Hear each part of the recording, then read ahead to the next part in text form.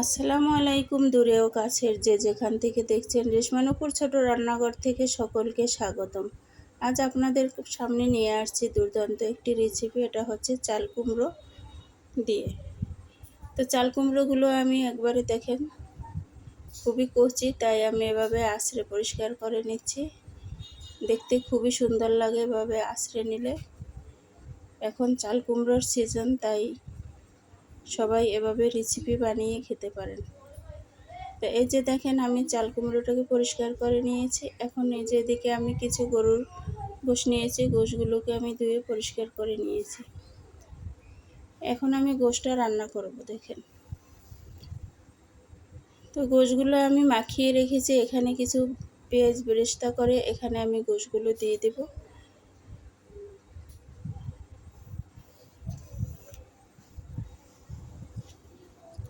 সাথেই থাকুন, দেখতে থাকুন। আজকে এই চাল কুমড়ো দিয়ে কি রেসিপি করছি, অবশ্যই ভিডিওটা স্কিপ করবেন না, দেখতে থাকুন রেসিপিগুলো। আর যারা নতুন বন্ধুরা অবশ্যই চ্যানেলটা সাবস্ক্রাইব করে পাশে থাকবেন। পাশে থাকা বেল আইকনটি বাজিয়ে দিবেন, যাতে ভিডিও ছাড়ার সাথে সাথে আপনাদের কাছে পৌঁছে যায়। সুন্দর একটা কমেন্ট করবেন, প্লিজ একটা করে লাইক দিয়ে ভিডিও দেখা শুরু করবেন। ভিডিওতে লাইক কমেন্ট করলে ভিডিও করতে অনেকটাই উৎসাহিত হই, তাই আপনাদের কাছে অনুরোধ অবশ্যই চ্যানেলটা সাবস্ক্রাইব করে পাশে থাকবেন এবং লাইক কমেন্ট করবেন। তো এদিকে আমার মাংসগুলো কষানো হয়ে গিয়েছে। এই যে দেখেন এখানে আমি চাল কুমড়োগুলোকে কেটে নিয়েছি। এই যে এখানে আমি চিকন চিকন করে এগুলোকে পলে নিয়েছি। এখানে একটু মোটা করে নিয়েছি, এদিকেও একটু পাতলা করে নিয়েছি, আর এখানে হচ্ছে চাক চাক করে মিডিয়াম সাইজ করে কেটে নিয়েছি। আর এখানে আমি দেখেন গ্রেটার দিয়ে অল্প কিছু গ্রেট করে নিয়েছি। তো সাথেই থাকবেন, রেসিপিগুলো উপভোগ করুন। তো এখানে আমি কিছু লবণ দিয়ে গ্রেট করা চাল কুমড়োগুলোকে মেখে নিচ্ছি। এতে চাল কুমড়োর ভিতরে থাকা পানিগুলো বের হয়ে যাবে। মেখে আমি এই যে কিছুক্ষণ রেখে দেব। আর এদিকে আমার মাংসগুলো কষানো শেষ। এখন এই যে মোটা করে যে চাল কুমড়োগুলো রেখেছি, তো এগুলো আমি দিয়ে দিলাম। মাংস কিন্তু সেদ্ধ হয়ে গিয়েছে। আর সেদ্ধ হওয়া ছাড়া যদি আগে চাল কুমড়ো দিয়ে দেন, তাহলে কিন্তু চাল কুমড়ো গলে যাবে আর খুঁজে পাওয়া যাবে না।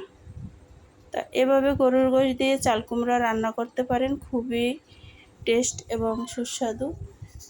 অবশ্যই একবার হলেও বাসায় ট্রাই করবেন। তো আমার চাল কুমড়া রান্নাটা হয়ে গেছে, উঠিয়ে নিলাম। এদিকে একটি প্যান বসিয়ে দিয়ে দিয়েছি অল্প কিছু পেঁয়াজ। তো পেঁয়াজগুলোকে আমি একটু ভেজে নেব। আর দিয়ে দিচ্ছি কিছু কাঁচামরিচ। আর হচ্ছে অল্প একটু হলুদ দিয়ে দেবো, কারণ চাল কুমড়ো সবজিটা একটু সাদা, তো বেশি হলুদ দিলেই কিন্তু ভালো লাগে না। হালকা একটু হলুদ দিলেই কালারটাও যেরকমের সুন্দর আসে, দেখতেও ভালো লাগে, খেতেও ভালো লাগে। এখন এখানে আমি দিয়ে দেব কুচিয়ে রাখা যে চাল কুমড়োগুলো রেখেছি, এগুলোকে আমি ভাজি করব। চাল কুমড়োর ভাজিটাও কিন্তু দুর্দান্ত, রুটি বা ভাতের সাথে খেতে পারেন। খুবই কিন্তু মজাদার একটি সবজি। তো এই যে দেখেন আমার চাল কুমড়ো ভাজি। চাল কুমড়ো ভাজিটাও কিন্তু আমার হয়ে গিয়েছে। এখন আমি নামিয়ে নেব। তো এদিকে আমি আবারও প্যান বসিয়ে দিলাম, দিয়ে দিচ্ছি একটু তেল পরিমাণ মতো। আর হচ্ছে এখানে আমি চাক চাক করে যে চাল কুমড়োগুলো কেটে রেখেছি, এগুলোকে লবণ হলুদ মরিচ দিয়ে সুন্দর করে মেখে নিয়েছি। তো এখন এগুলোকে আমি ভেজে নেব। তো দেখতেই পাচ্ছেন এগুলো কিন্তু বেগুনের মতোই সব কিছু দিয়ে মেখে নিয়েছি। তো এই যে দেখেন এখন আমি উল্টে নিলাম। চাল কুমড়োও কিন্তু সেদ্ধ হয়ে যায়। এরকমের চাক ভাজি কিন্তু খুবই দুর্দান্ত একটি ভাজি, গরম ভাতের সাথে খেতে কিন্তু খুবই ভালো লাগে। অবশ্যই একবার হলেও বাসায় ট্রাই করবেন। তো এই যে দেখেন আমি উল্টে পাল্টে চাক ভাজিগুলো ভাজি করে নিচ্ছি। তো এখানে আমি কিছু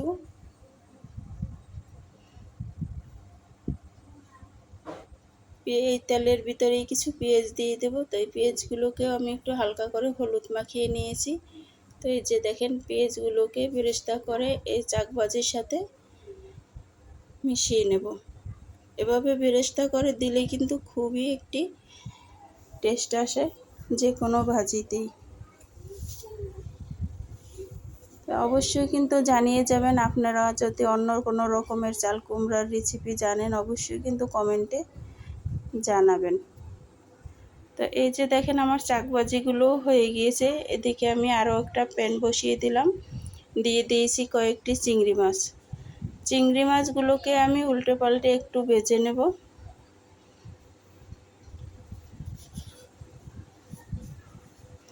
তো এই যে দেখেন চিংড়ি মাছগুলো আমার ভাজা শেষ। এখানে আমি দিয়ে দিচ্ছি কিছু কাঁচামরিচ আর পেঁয়াজ। এগুলোও ভেজে আমি হলুদ লবণ আদা রসুন জিরা বাটা দিয়ে মশলাটাকে কষিয়ে নিচ্ছি। এই যে দেখেন, তো আমার এখন কষানো শেষ। এখন আমি এখানেও চাল কুমড়োগুলোকে দিয়ে দেব। এই চিংড়ি মাছ দিয়ে চাল কুমড়ো রান্নাও কিন্তু স্বাদ অসাধারণ। একবার হলেও বাসায় বানিয়ে খাবেন। তো এই যে দেখেন আমি চাল কুমড়োগুলোকে দিয়ে সুন্দর করে কষিয়ে নিচ্ছি। এখন অল্প একটু জল দিয়ে রান্না করে নেব।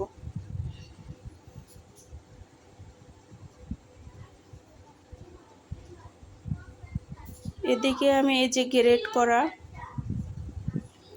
চাল কুমড়োগুলো রেখেছি, দেখেন কতটা পানি বের হয় চিপে, দেখতেই পাচ্ছেন। এই যে দেখেন এভাবে চিপে নিলে একবারে একটু পানিও থাকবে না, সব পানি বের হয়ে যাবে। আর এটা দিয়ে যে রেসিপি বানাবো খুবই সুন্দর এবং মুচমুচে হবে। তো এই যে দেখেন আমি পানি ফেলে সুন্দর করে পরিষ্কার করে ধুয়ে নিয়ে আসছি, একদমই ঝরঝরা। এই যে এখন এখানে আমি দিয়ে দিচ্ছি কিছু ডালের ব্যাটার। এই ব্যাটারটা আমি আগেই করে রেখেছিলাম, তো এখানে দিয়ে দিলাম। পরিমাণ মতো দিয়ে দিতে হবে, কারণ বেশিও না কমও না। আর এখানে দিয়ে দিচ্ছি আমি চালের গুঁড়ো। চালের গুঁড়োটা দিলে এই রেসিপিটা খুবই সুন্দর হয় এবং একটু মুচমুচি হয়। এখন আমি দিয়ে দিচ্ছি কাঁচামরিচ কুচি, পেঁয়াজ কুচি, আরও দিয়ে দিচ্ছি স্বাদ মতো লবণ, জিরা বাটা, আদা বাটা, রসুন বাটা, পরিমাণ মতো হলুদ, মরিচ গুঁড়ো দিয়ে আমি সুন্দর করে মেখে নেব।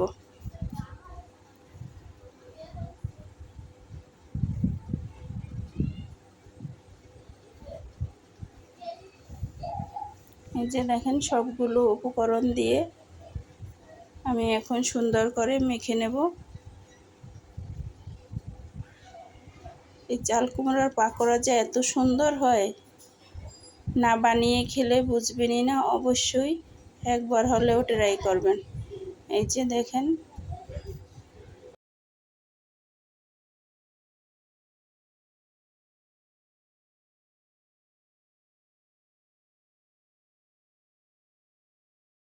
তো এখন আমি ভাজার জন্য একটু তেল দিয়ে নিলাম। একে একে আমি এখন পাকোড়াগুলো দিয়ে দিচ্ছি।